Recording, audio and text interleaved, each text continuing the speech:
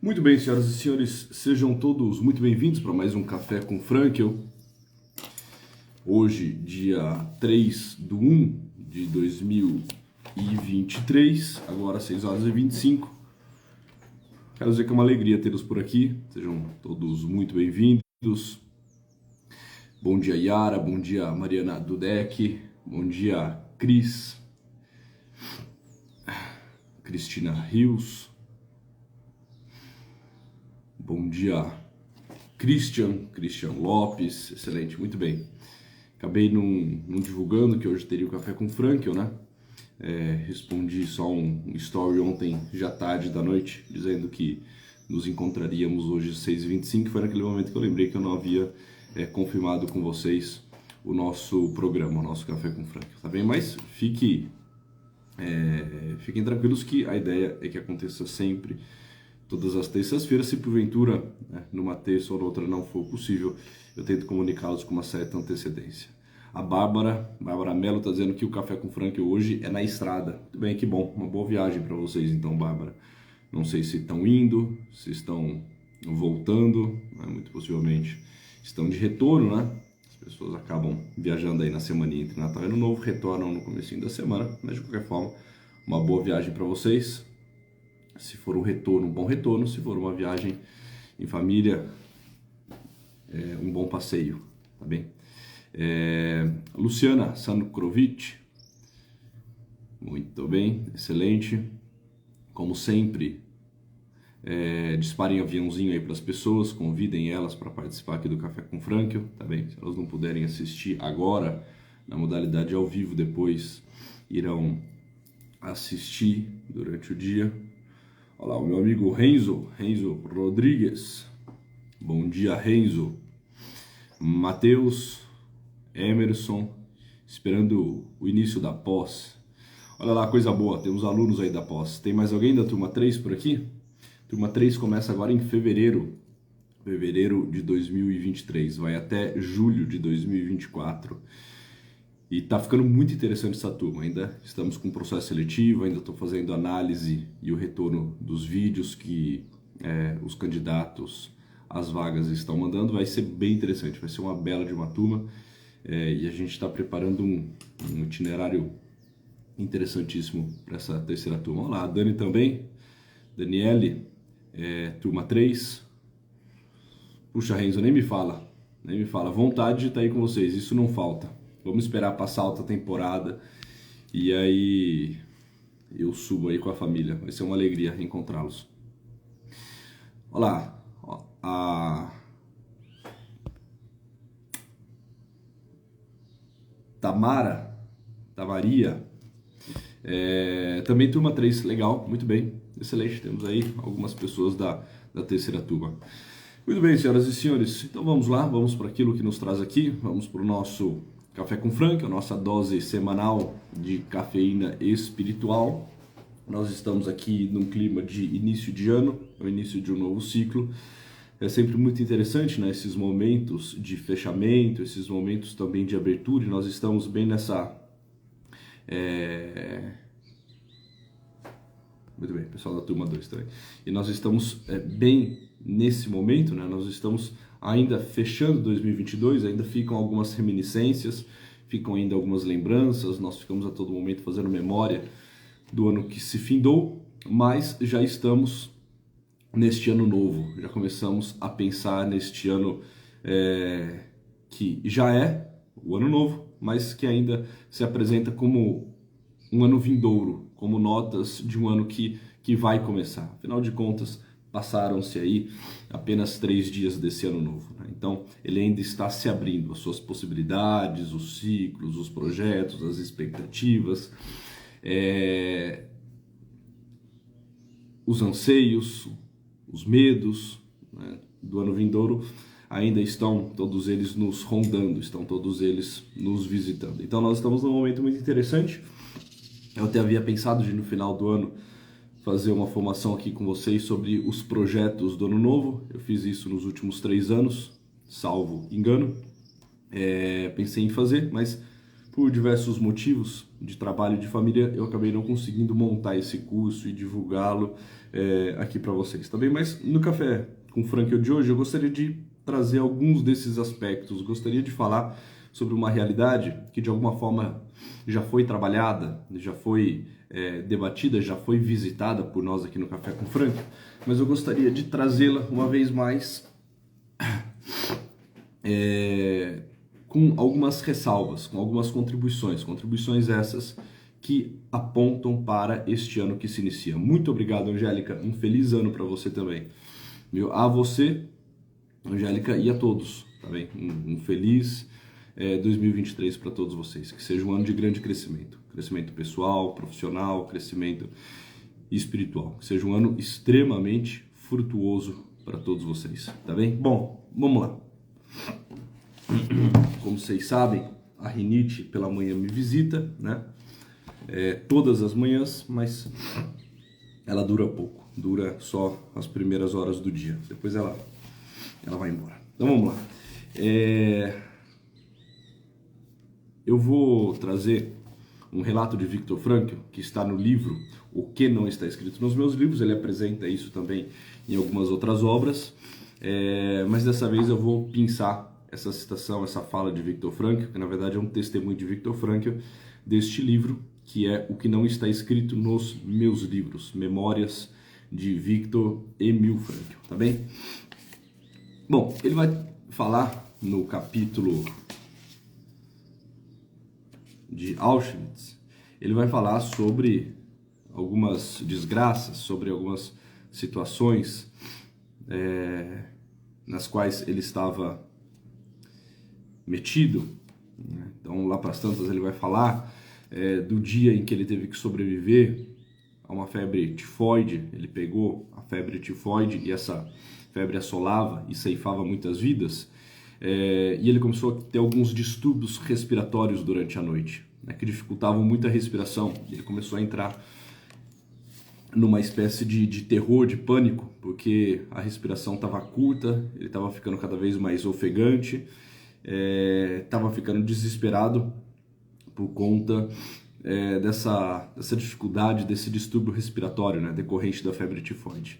Ele vai dizer assim: eu estava totalmente desesperado e resolvi procurar, no meio da noite, a barraca do médico-chefe do campo, o Dr. Hux, um colega húngaro, também ele prisioneiro.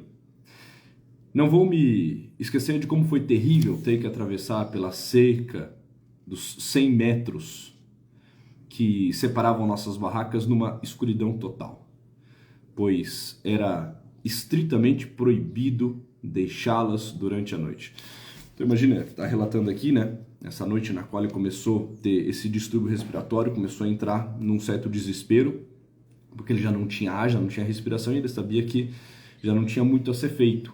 Mas surge na cabeça dele a ideia de correr para a barraca do lado e visitar esse colega húngaro, né, o Dr. Hux, que poderia ministrar alguma substância, que poderia ajudá-lo e assim por diante. Só que é o seguinte, era noite, estava frio, e qualquer um que saísse do barracão, qualquer um que saísse do campo de concentração e fosse pego e fosse visto, seria exterminado, né? Ele vai contar que inclusive tinha um soldado com uma metralhadora na mão, na torre de observação, muito próximo a ele, que se tivesse visto Viktor Frankl correndo de um lado para o outro no meio da madrugada, certamente o teria matado, né? Mas ele fala, bom, eu teria que escolher entre morrer por sufocamento ou morrer assassinado, né? E nesse ato de desespero ele corre até o Dr. Hux, que talvez através de algum fármaco curou Viktor Frankl, e Viktor Frankl sobreviveu a essa febre tifoide nessa noite desesperadora.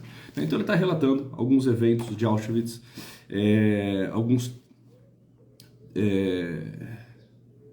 algumas desgraças nas quais ele estava metido.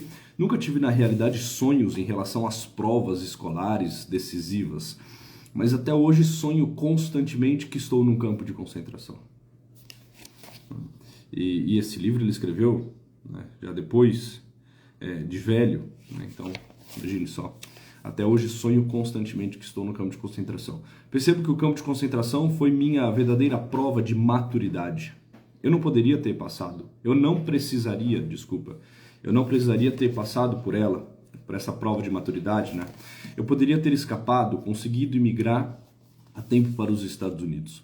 Lá eu poderia ter desenvolvido a logoterapia, lá poderia ter completado a obra da minha vida, realizado as tarefas de minha vida, mas não foi isso que fiz.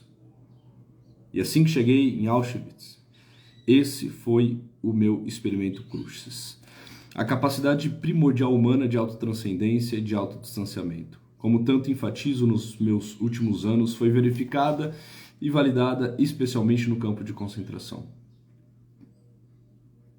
Esse empirismo, eu vou ler aqui o parágrafo todo para conseguir iniciar a reflexão com vocês, tá? Só para localizá-los. Desculpa se a leitura vai ficar um pouco longa, tá? Um pouco cansativa. Foi verificado e validada existencialmente no campo de concentração. Esse empirismo, no sentido mais abrangente, confirmou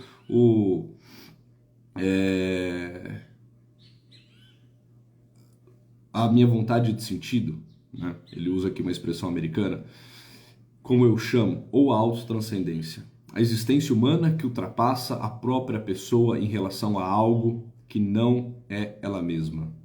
Ceteris paribus, aquele mais propensos a sobreviver, aqui está o ponto que eu quero trazer para vocês também, aqueles mais propensos a sobreviver eram os orientados para o futuro, para um sentido cuja realização os aguardava no porvir.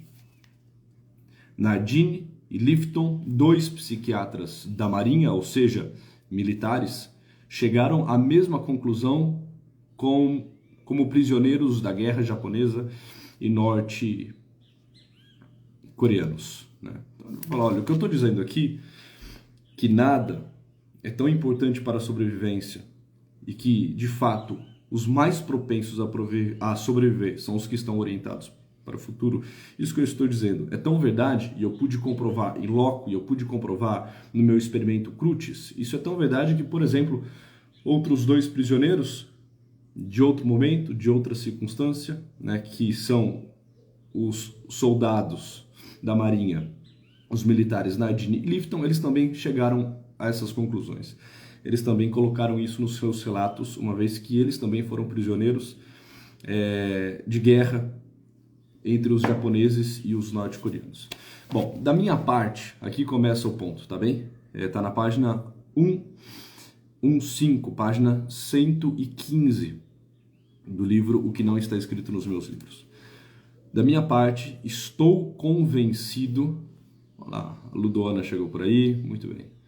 Da minha parte, estou convencido de que meu firme propósito de reelaborar meu manuscrito perdido contribuiu à minha própria sobrevivência.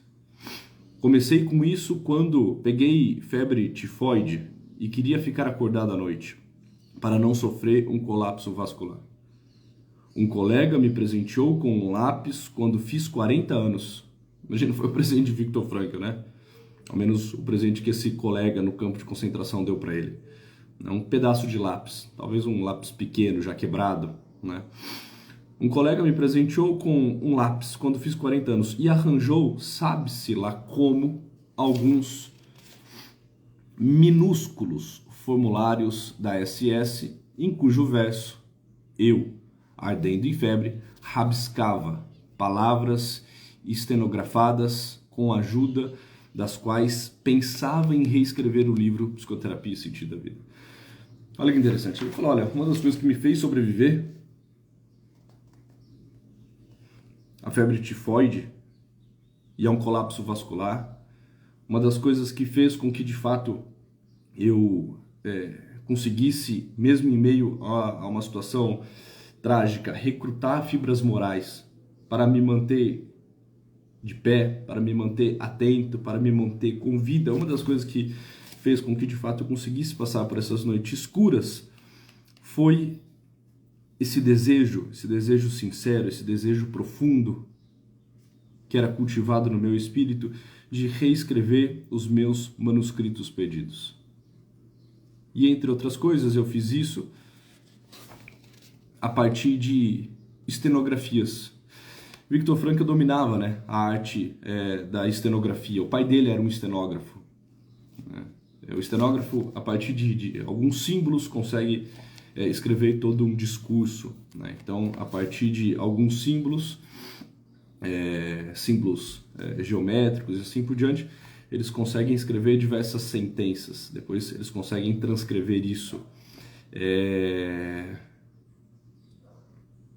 de modo adequado, né? Então, o que Victor Frankl fazia? Uma vez que ele tinha só um lápis e um minúsculo papel, que era um minúsculo formulário da SS, que sabe, sei lá, como esse amigo conseguiu, ele foi reescrevendo o livro, né, a partir dessas chaves estenografadas, né? Inclusive tem no livro um rabisco de Victor Frankl, as palavras rabiscadas no verso do que seria esse formulário da SS, né? Então no livro, inclusive, tem esse pequeno papel no qual Victor Frankl foi reescrevendo o livro que havia sido tirado dele, Psicoterapia e Sentido da Vida, né? Bom, e lá para as tantas ele vai dizer de uma outra experiência, uma experiência que ele teve também num dia difícil, em meio aos campos de concentração, em que lá para as tantas ele começa a se imaginar num auditório bonito, quente, claro, e ele está em cima desse auditório na iminência de dar uma conferência. E o título dessa conferência, dessa palestra que ele vai ministrar nesse auditório, é Experiências Psicoterapêuticas no Campo de Concentração, né? Palestra essa que depois ele vai proferir, depois de uns 8 anos, ele vai proferir em Amsterdã, em 1953, ele vai dar exatamente essa palestra. Ele fala, olha, naquele momento, para sobreviver ao frio, à fome, às dificuldades, eu me imaginei dando uma palestra num belo salão, num salão de conferência amplo, bonito, quente, claro. E ao fazer isso, ao imaginar essa cena, eu de alguma forma me arranquei, me tirei daquela situação mais pesarosa, mais nefasta, mais trágica, mais terrível, né, mais desgraçada na qual eu estava metido, que era a experiência do campo de concentração. Mas enfim, estou dizendo isso tudo por quê, né? Certamente vocês que acompanham de modo assíduo o Café com Frankl já ouviram eu fazer menção a esses relatos, a esses testemunhos de Victor Frankl. Mas por que eu estou trazendo isso hoje? Dizia lá no início do nosso encontro, reitero agora, nós estamos no início de um ano, né? E todo início de ano é um momento de fazermos projetos, de pensarmos acerca deste ano que chega, né? Esse ano no qual nós já estamos metidos, já estamos, né, instalados. E nós precisamos fazer isso de modo muito sério. Nós precisamos fazer isso com muito comprometimento, com muita verdade. Nós precisamos, de fato, conseguir vislumbrar as possibilidades do ano que se inicia. Isso nos dá força, isso nos dá robustez, isso nos ajuda a sobreviver em meio às dificuldades. Isso, senhoras e senhores, faz com que nós consigamos passar pelas noites mais escuras, que certamente virão ao longo desse ano. Todos nós teremos momentos difíceis durante esse ano. Todos nós, é claro, teremos também momentos felizes, alegres. A vida se dá em meio a essas realidades todas, né, a esses contornos, a essas possibilidades. Mas vamos lá, todos nós passaremos por algumas noites escuras. Todos nós teremos dificuldades, momentos de pranto, momentos de dor, momentos de lamento. Como vai dizer Victor Frankl, não há um único ser humano na face da Terra que pode dizer que nunca errou, que nunca sofreu e que não irá morrer. Nós iremos experimentar de alguma forma a morte daqueles que amamos, de pessoas próximas. Nós iremos experimentar a culpa, advinda dos nossos erros, das nossas quedas. Nós iremos passar por momentos de dor, por conta de limites que nós temos, limites físicos, limites psíquicos e assim por diante. E, senhoras e senhores, nós precisamos estar prontos. Nós não podemos ser pegos de surpresa. Só uma pessoa imatura, só uma pessoa muito desavisada, só uma pessoa muito despreparada, só uma pessoa muito leviana vive a vida a partir de suas vicissitudes. Tá bem? Nós não podemos ser essas pessoas. Nós precisamos estar prontos.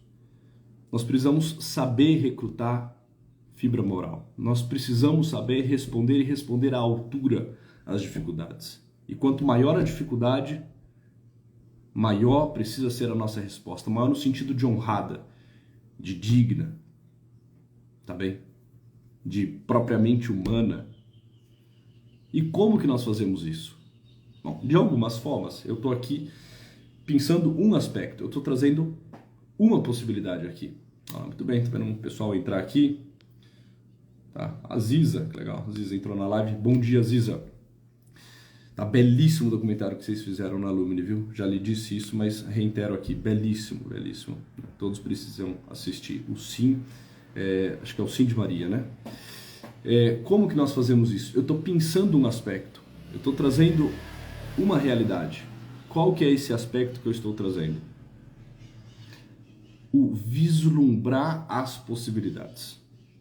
O pensar no ano que se aproxima, nesse ano que já se inicia. Né? Saber pesar o ano, saber medi-lo, saber criar projetos, saber ter expectativa, mas não é uma expectativa leviana, não é uma expectativa fútil, não é uma expectativa fantasiosa, uma expectativa real daquilo que cabe, daquilo que eu sou chamado, daquilo que me convoca, daquilo que só eu posso dar. Eu preciso saber fazer isso em todos os ciclos da minha vida. E o ano é um ciclo, assim como o dia é um ciclo, é uma unidade de tempo na qual eu me organizo. A semana é um ciclo, o mês é um ciclo, o ano é um ciclo. E é um ciclo muito interessante para que eu faça os meus projetos, para que eu saiba definir e traçar bem quais são as minhas metas. E ao fazer isso, essa é a dica que eu estou dando a vocês, e ao fazer isso, ao ter projetos, ao estabelecer metas, eu me torno mais forte, eu me torno mais apto, eu me torno menos vulnerável. Tá? Eu não fico refém de qualquer um ou de qualquer coisa. Aquelas pessoas que estão desesperadas pelo ano que começa e assim por diante, são pessoas que na sua grande maioria assim se encontram nesse estado de desespero porque não sabem quem são. Não conseguem captar o seu vir a ser, o seu chamado existencial. E portanto não estabelecem metas e acreditam que é sempre algo, é sempre alguém que precisa fazer, né, alguma coisa por elas. Meu grande amigo Dr. Saulo Barbosa, bom dia. E quando este alguém não faz nada, ela então se sente abandonada, como se nada mais pudesse fazer, porque o mundo, as circunstâncias, precisam a todo momento servi-la. O Estado precisa ser para ela uma espécie de babá. As outras pessoas precisam ser cuidadoras, precisam tutelá-la. Ela se sente quase que interditada, porque sempre alguém precisa fazer algo por ela. O mundo, os outros, os pais, o marido, né, os professores, o governante, e assim por diante. E se essas pessoas já não estão fazendo, ou se não fazem do modo como ela gostaria, ó céus, ó terra, e agora? Eu estou pedido, eu estou pedida, minha vida está desgraçada. Meu Deus! Eu acabei de ler aqui o relato de Viktor Frankl. Não tinha absolutamente nada que naquele momento contava ao seu favor. Estava com febre tifoide, as noites estavam frias, o estômago estava vazio, a todo momento ele poderia tomar uma bala na cabeça, entende? Olha, nesse momento, o que eu fazia? Eu me lembrava dos meus projetos. E isso me mantinha de algum modo de pé, me mantinha lúcido, me mantinha forte. Forte fisicamente também, não só psiquicamente. Forte espiritualmente também, porque eu me lembrava de quem eu era, do que a vida ainda tinha a esperar de mim. Porque, senhoras e senhores, essa é uma frase de Viktor Frankl, célebre, né? Uma frase muito interessante. Não se trata de se questionar, de se perguntar o que eu posso esperar da vida. Mas se trata de perguntar o que a vida pode esperar de mim. Porque mesmo quando eu não vislumbro mais nada acerca daquilo que eu posso esperar da vida, ainda me resta o grande questionamento, que é o seguinte: e a vida, o que ela espera de mim? Ou seja, e eu, o que eu posso fazer? Quem eu serei nesse ano? Quais são as minhas metas? Como eu irei caminhar? O que eu quero concretizar? Quais são as potências que eu quero atualizar? Porque certamente existem muitas potências que ainda não estão atualizadas por pura mesquinharia. Porque eu ainda sou mesquinho. Porque eu ainda não estou comprometido com a minha vida, com os meus projetos. Então o que eu preciso fazer? Saber quem eu sou. Saber fazer as perguntas certas. Tem uma frase que eu gosto muito, de Laín Intralgo, né, um filósofo espanhol. Ele vai dizer o seguinte, o Laín Intralgo: viver humanamente neste mundo é projetar. Viver humanamente nesse mundo é projetar. E de fato só a pessoa humana sabe fazer projetos, né?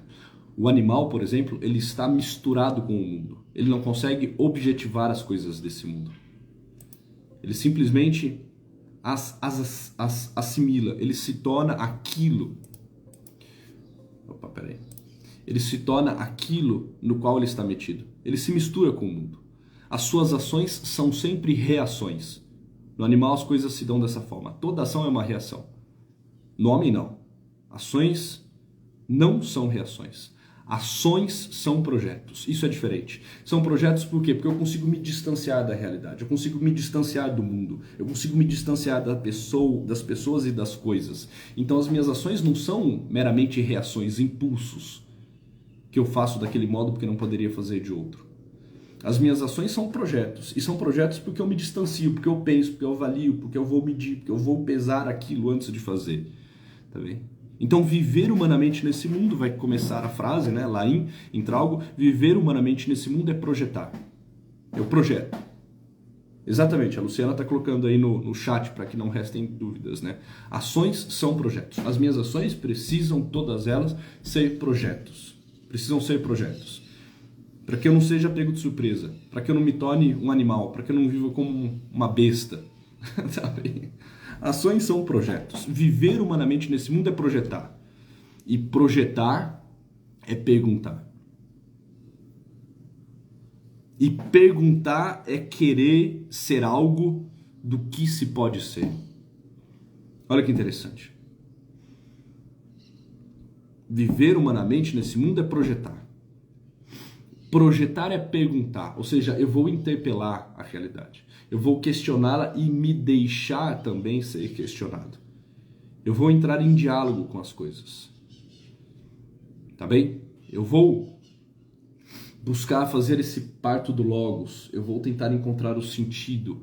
Eu vou tentar encontrar o verbo que estão nas coisas. Eu vou entrar em diálogo com o mundo. Isso é belíssimo, né? Isso, inclusive, me soa de modo muito poético, tá? Entrar em contato com as coisas do mundo, com as realidades do mundo, com o meu tempo, com a minha sociedade, com as pessoas com as quais eu convivo, os lugares que eu frequento, aquilo que está ao meu entorno, né? Eu vou começar a encontrar nisso tudo um verbo, um chamado. Eu vou entrar em diálogo com o mundo. Eu vou começar a perguntar para mim mesmo quem eu sou, para onde eu caminho, como que eu deveria ser, a que eu sou chamado, qual é a minha máxima estatura. Eu vou me deixar questionar pelas coisas, tá bem? Ou seja, viver humanamente nesse mundo é projetar. Projetar é perguntar. E perguntar é querer ser algo do que se pode ser. Isso é perguntar. A pergunta mais eficiente, a pergunta mais adequada é a pergunta que eu faço quase que num solilóquios que eu estabeleço comigo mesmo, num diálogo que eu travo comigo mesmo, no qual eu busco responder de modo eficiente, claro, conciso, profundo, sobre o que de fato eu posso ser. Como eu começo um projeto para 2023? Como eu começo a definir metas para 2023? A partir de perguntas. E qual é a primeira pergunta que precisa surgir? E que de alguma forma ela vai ficar, né, como pano de fundo, como subtexto de todas as outras. É a pergunta sobre o que eu posso ser. Senhoras e senhores, se questionem sobre isso. Se questione o que você pode ser. O que você pode ser, o que você pode fazer. Quem você é chamado a ser neste ano. Qual é a tua vocação?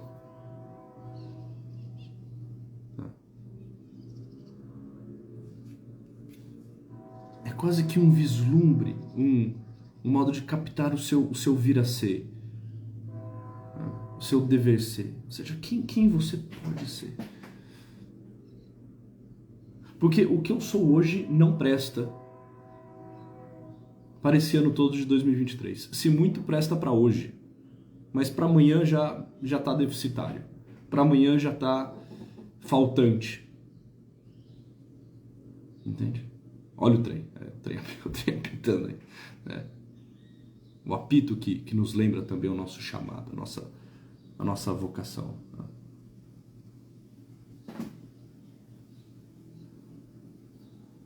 Ou seja, quem eu sou hoje não presta para amanhã, entende? Então, de hoje para amanhã, algo precisa acontecer em mim. Uma mudança significativa, uma mudança qualitativa, ela precisa se dar de hoje para amanhã, de uma semana para outra, de um mês para o outro, de uma estação para outra, de um ano para outro. Quem eu sou chamado a ser nesse ano de 2023? Não é só que o homem consegue fazer essa reflexão, o homem é capaz de captar este dever ser, este poder ser dele. Nós conseguimos vislumbrar. Se eu for honesto comigo, se eu souber fazer um silêncio, se eu conseguir me retirar, eu consigo captar, eu consigo vislumbrar, eu consigo ver quem eu sou chamado a ser, como Viktor Frankl, que 8 anos antes, mais ou menos em 1944, 1945, estava vislumbrando aquilo que iria acontecer em Amsterdã em 1953. O que iria acontecer? Ele iria dar uma palestra com o título Experiências Psicoterapêuticas no Campo de Concentração. E agora, em 1944, 1945, num barracão frio, numa noite terrível no campo de concentração, ele vislumbra isso tudo. Opa, peraí. Eu vou me retirar agora dessa situação e vou imaginar eu, num ambiente claro, quente, amplo, num belo salão de conferência, ministrando uma palestra. Entende? É uma experiência, é evidente, um tanto quanto sobrenatural, mas que passa pela inteligência, pelo esforço humano de fazer as perguntas certas. O que nós precisamos fazer é fazer as perguntas certas. Quem nós iremos ser ao longo desse ano? Sei lá, por exemplo, eu perguntei, faltando algumas horas para terminar o ano, quais eram as metas, os projetos que vocês tinham, né? E aí, assim, chegaram várias, centenas mesmo, de questões lá na caixinha, né? Na caixinha de pergunta. Sei lá, por exemplo, só para ajudá-los, tornar isso mais concreto, mais palpável, né? Algumas pessoas colocavam algo do tipo, olha, esse ano eu gostaria de ter mais momentos de oração. Muitas pessoas colocaram isso, o que eu achei muito interessante. Gostaria de ter mais momentos de oração, gostaria de participar, sei lá, diariamente da missa, gostaria de rezar o texto, gostaria de fazer orações diárias, sei lá. Isso surgiu bastante, tá? Se não foi a resposta que teve o maior número de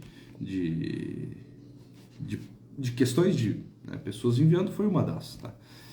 Tá, mas vamos lá, como que você faz isso? Então você vislumbra que nesse ano você precisa ter mais oração, que você precisa se tornar alguém com um universo interior mais profundo, né? Você começa a se projetar para 2023 e percebe que o teu universo interior não serve para 2023, porque ele é raso, porque ele é fraco, porque você não tem ainda uma espiritualidade como gostaria, não tem uma intimidade com Deus como deveria, né? Porque isso está lhe faltando, porque você sente saudades, você sente falta disso tudo, desses momentos de encontro, de diálogo, né? De refrigério e assim por diante. Tá, enfim, por diversos motivos você percebe que se faz necessário ter, né, uma vida de oração mais intensa. Você precisa saber responder a esse apito, a essa convocação, a esse chamado que a vida lhe faz. Você precisa saber entrar nesse vagão e se colocar, né, nessa nessa aventura de ter um universo interior mais profundo e assim por diante. Tá? Só que você entende que isso precisa agora ser bem estipulado, isso tudo agora precisa ser bem mensurado, isso tudo precisa se tornar uma ação efetiva. Então, por exemplo, olha, para 2023 eu quero ter mais vida de oração. Só que se você fica nesse negócio, tem mais vida de oração, você vai continuar tão mesquinho quanto você está agora. Porque, por exemplo, para ter uma vida de oração, você precisa ter uma ação efetiva. E ação efetiva não é a ação pura e simplesmente de parar e rezar. Porque se assim fosse, você faria isso já agora e não o faz. Teria feito em 2023 e não o fez. Sei lá, talvez para que você consiga de fato ter uma vida de oração. Você precisa colocar na sua agenda algo do tipo acordar todos os dias 15 minutos mais cedo. Achar um espaço, achar um meio adequado. Porque do jeito que tá, não tá dando, né? Porque do jeito que as coisas estão acontecendo, né? Essa situação, ela não é favorecida. Então, opa, peraí. Se a minha meta é ter mais vida de oração, a minha ação prática é acordar todos os dias 15 minutos mais cedo. E eu posso fazer isso agora, pegando meu celular e programando a minha agenda, programando o meu despertador, que todos os dias, sei lá, toca 6h30, para que toque às 6h15. E eu sei que eu estou acordando às 6h15 e não às 6h30, porque das 6h15 às 6h30 eu vou fazer os meus 10, 15 minutos, né, de oração. Tá bem? Então, assim, fazer o vislumbre, mas não só fazer o vislumbre, porque isso tudo pode se tornar só fetiche, só fantasia, né? Isso tudo pode se tornar só imagens difusas, etéreas, né? Bagunçadas, que nunca se tornarão nada, nunca se tornarão ato. Você vai pegar essas possibilidades que você está vislumbrando e vai torná-las ato, né? Ah, eu quero ser uma pessoa, sei lá, vocês colocaram lá nas caixinhas, né? Legal, boa, Mariana, excelente. Vocês colocaram lá nas caixinhas, eu quero ser mais atento, eu quero ser mais humilde, algumas pessoas colocaram isso, eu quero, né, ler mais livros. Muito bem, como você vai fazer isso? Legal, você tá captando que você precisa de mais vida intelectual, você está compreendendo que você precisa de mais vida moral e, portanto, você precisa conquistar algumas virtudes que você ainda não tem, né, porque você ainda é vaidoso, porque você ainda é irritadiço, porque você ainda é guloso, né, porque você ainda é inconstante. Então você está mapeando possibilidades. Mapeiem poucas possibilidades. Não adianta mapear também um caminhão de possibilidades, porque vocês não vão fazer nada. Mapeiem algumas possibilidades para esse ano. Tá. Se, por exemplo, eu quero ler mais, como que eu faço para ler mais? Bom, talvez seja interessante eu selecionar algumas obras. Sei lá, selecionar aí 6 obras que eu quero ler durante o ano. Se eu conseguir ler mais, ótimo, mas se eu estou lendo pouco, pelo menos 6. Né? Poxa, seleciona 6 obras de antemão, adquire essas obras, separe um tempo na sua agenda, faça um combinado consigo mesmo, né? Que dia, que horas, quanto tempo. Né? Não adianta também querer agora, né? Você que de repente, né, não está com a leitura em dia, não adianta agora querer ler 1 hora por dia. Você não vai ler 1 hora por dia. Você vai ler 10 minutos por dia. Você vai ler 12 minutos por dia. Você vai ler, entendeu? Coloque lá, olha, 5 minutos por dia, 10 minutos por dia, 12 minutos por dia. Combine, estipule algo contigo, entende? Cumpra isso. Senhoras e senhores, esses 2 movimentos são muito necessários, são muito salutares no início do ano. Estabelecer metas, ter esse vislumbre e também a partir desse vislumbre, desses projetos que começam a aparecer no nosso campo de visão, estabelecer de forma clara e bem objetiva quais serão os passos concretos que eu darei para que esta meta se cumpra, para que isso de fato se estabeleça. Viver humanamente nesse mundo é projetar. Projetar é perguntar. E perguntar é querer ser algo do que se pode ser. O que você pode ser nesse ano? Tirem, eu vou fazer uma sugestão aqui, tá bem? Terminar a live já com isso que, né, a hora é avançada, desculpem. Tirem nessa semana, se possível já hoje, né, mas ao longo dessa semana, tirem 30 minutos. Não precisa mais do que isso também, tá bem? 30 minutos para quê? Para sentar com lápis e papel, para sentar na frente do computador, se for o caso, fazer um silêncio, né? E começar a se questionar, a fazer as perguntas certas. O que eu posso ser nesse ano? O que eu quero atualizar? Quais são as virtudes que eu quero conquistar? Qual é o tipo de pessoa que eu quero me tornar? O que me falta? O que de fato me cabe? Faça esse movimento de pesar o ano, tá bem? De mapear o teu ano. Muito bem, coloque lá algumas poucas coisas possíveis, alcançáveis, né? Que de fato você deseja e acredita que é possível, porque é teu chamado. Muito bem, colocou essas realidades maiores, né? E de alguma forma, né, mais abstratas. Agora, coloque as ações efetivas, os passos que você vai dar para alcançar cada uma delas. Tá bem? Organizem o ano de vocês. Não comecem 2023 como um tolo, de forma desatenta, porque vocês serão engolidos. Porque as noites frias, as noites densas, elas chegarão. Essas noites escuras, né? Elas nos visitarão. Nós precisamos estar prontos. Nós não podemos ser pegos de surpresa. O ano começou. E você? Quem vai ser?